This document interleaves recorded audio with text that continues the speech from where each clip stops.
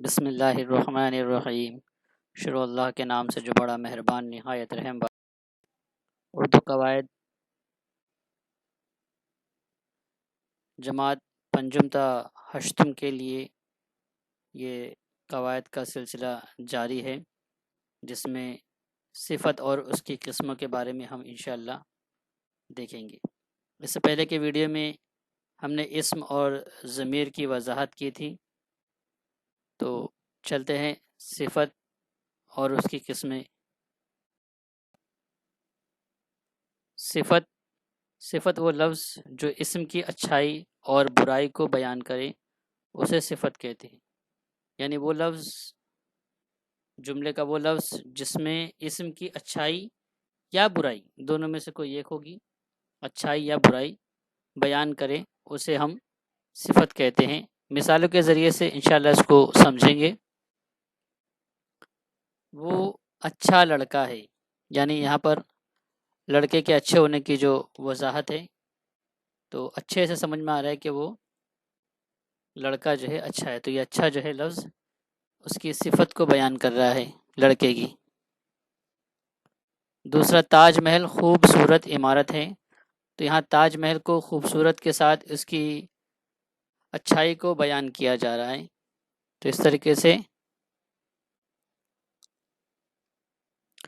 کچھ بچے بہت گندے رہتے ہیں، تو یہاں پر بچے کی برائی بتا رہے کہ وہ گندے رہتے ہیں، تو اس طریقے سے یہ صفت کہلاتی ہے، تو یہاں برائی کو بیان کیا جا رہا ہے۔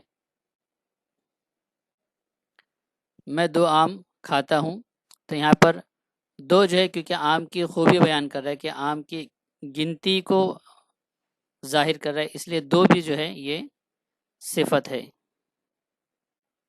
5واں، ابا نے بہت سارا اناج منڈی سے لے آیا، تو یہ اناج جو ہے بہت سارا، تو یہاں پر اس کی مقدار کو ظاہر کر رہا ہے کہ کتنا لایا، تو بہت سارا کیا لایا، اناج، تو اناج اسم ہے اور بہت سارا جو اس کی صفت ہے۔ تو اس طریقے سے ہم اسم کو پہچاننے کے بعد اسم کے سے جڑے ہوئے الفاظ جس سے اس کی خوبی، خامی، اچھائی، برائی ظاہر ہو رہی ہے وہ صفت کہلاتی ہے۔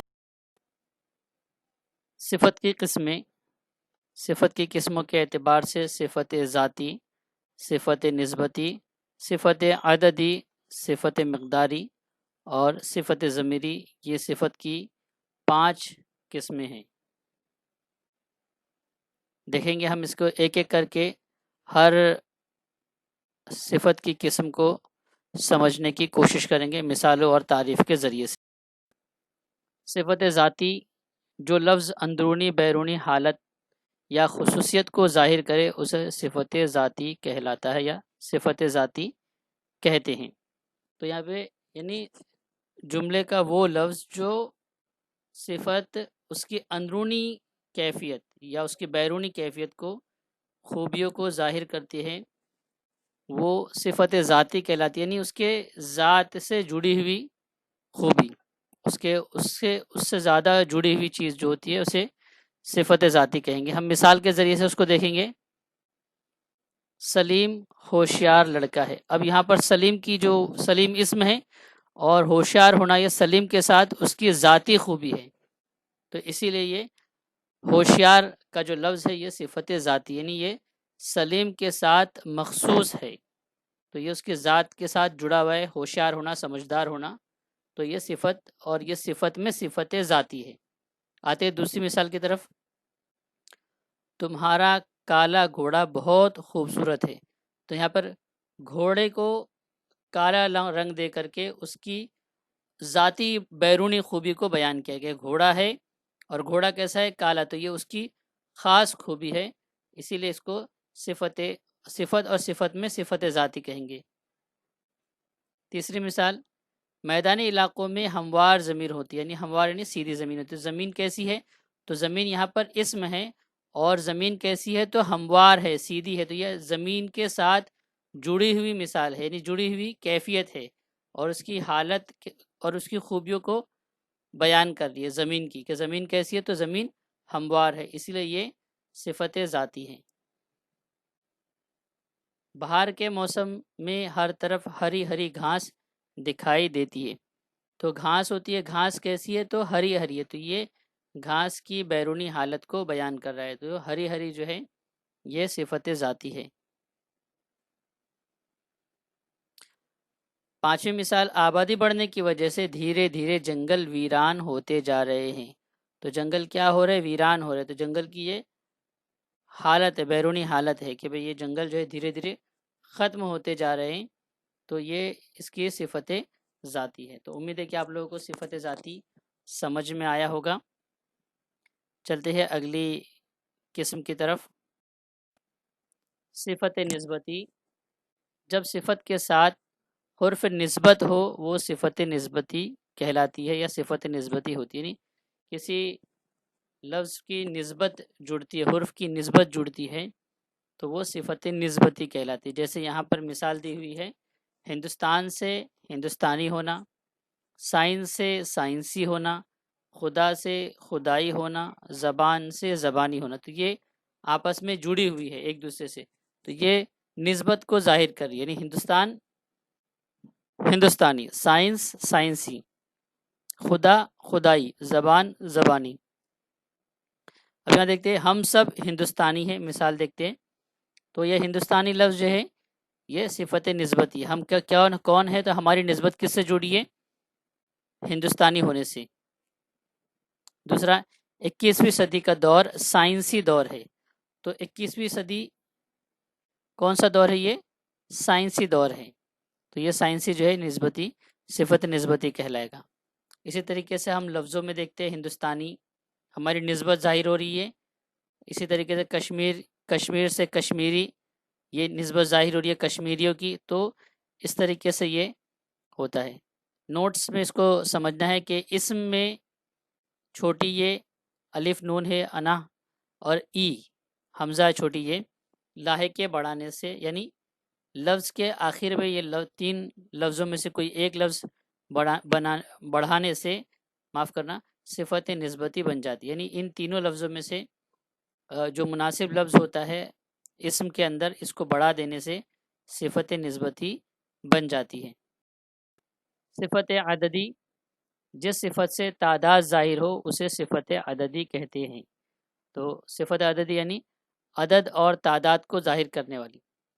تو عددی دو طرح سے ہے، ایک تو معین ہے یعنی متعین ہے، جیسے 2 3 10 10واں 2 گنا 4 گنا، یہ سب جو گنتی میں آتا ہے، اور ایک غیر معین ہوتے ہیں جس میں تمام، کچھ، کئی، چند، ہر ایک، اس طریقے کے الفاظ بھی صفت عددی میں آتے ہیں۔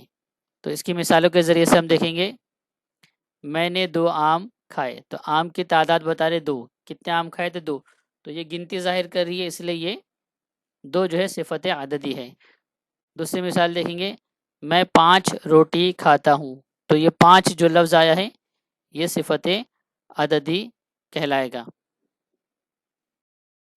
صفت مقداری، کسی شے کی مقدار بتانے والا لفظ صفت مقداری کہلاتا ہے، یعنی یہاں پر مقدار ظاہر کرتے ہیں، اس میں گنتی نہیں ہوتی ہے، کوانٹٹی ہوتی ہے، یعنی کتنی مقدار ہے، تعداد سے اس کو ہم ظاہر نہیں کر پائیں گے۔